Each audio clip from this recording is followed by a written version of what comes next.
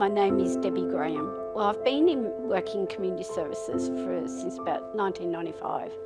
My first real episode into mental health was when I was fortunate enough to get a job in counselling people that had barriers to getting a job or going on to study.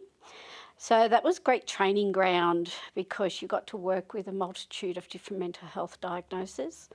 And it was during this period that I did my counselling degree. And so I think from that, it kind of ignited the passion that I have. In 2015, I was offered a role doing a project with Macarthur Disability Services around hoarding and squalor. And I didn't know it then, but that was to kind of take me on the path that I am on now. I'm really grateful for their commitment into the mental health space. Over my life, I've worked in a lot of different positions in management and as an employee.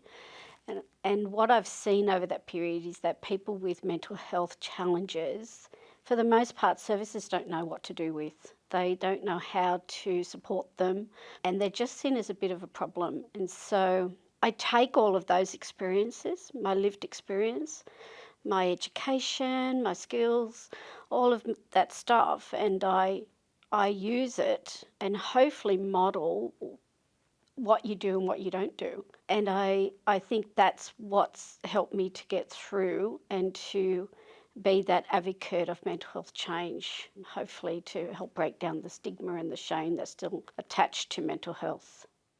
I'm very good at leaving work at work when I leave it. And in terms of my own self-care, family and my grandchildren are really important. My grandchildren are the best self-care pick-me-up that I know of.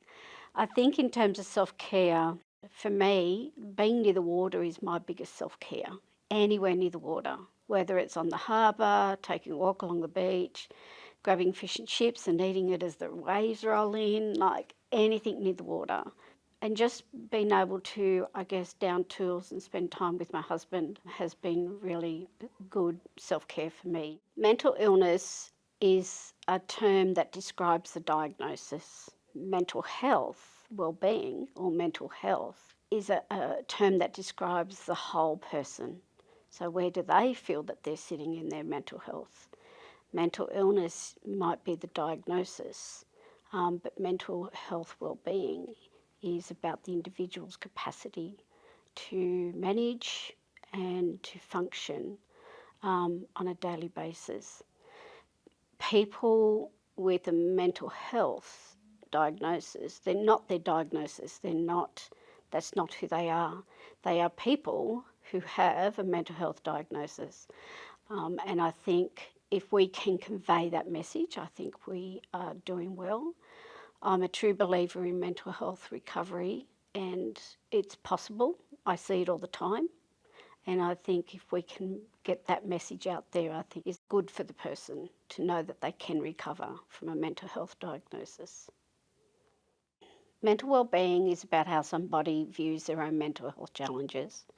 It's about how they feel that they're functioning on a daily basis. So it takes in the whole of person, not just their mental health diagnosis, but how do they feel about their own mental health recovery, and what do they do to take care of themselves and take care of possible triggers, what they do to manage and function on a daily basis.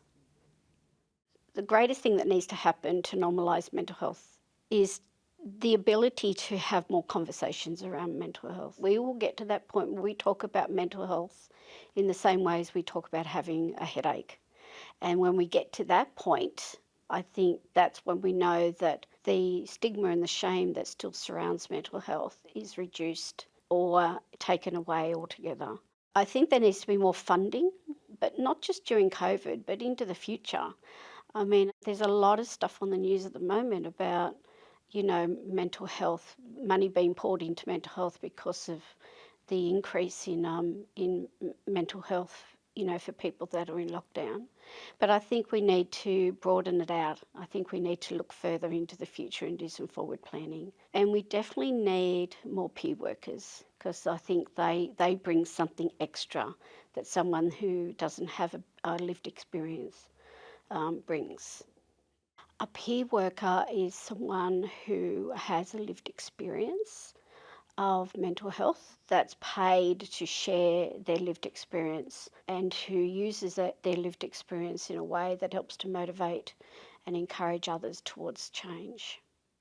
People in Southwest Sydney can access a vast array of mental health supports. Your local GP, that's probably your first entry into mental health, and so they would be a good starting point. Southwest Sydney PHN also has their recovery app. People can download that, and that gives them a whole heap of different options for mental health services across Southwest Sydney.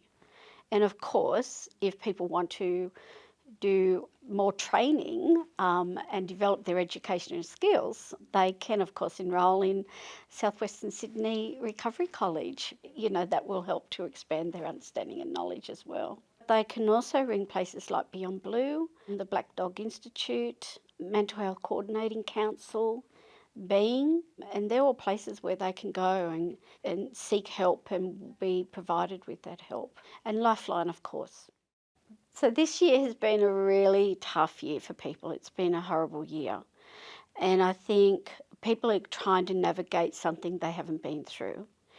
And as a community, I think we owe it to each other to be supporting each other through this period. We can't exist alone. We might be individuals, but we are part of a community. Giving opportunities just to kind of stop and smell the roses and connect with other people, discover new things, learn new information, learn about other places, other cultures, exercise, drag someone else along with you. There's opportunities to be a part of the community in which you live and being able to make a difference within your local community. The tips and advice for anyone that's wanting to work in the mental health sector: don't forget your sense of humour. Don't be frightened to laugh at yourself. This can be a really serious business that we're in, and the ability to laugh at yourself is essential. My sense of humour's got me through so many dark places, and it's something that keeps me grounded and not take myself too seriously.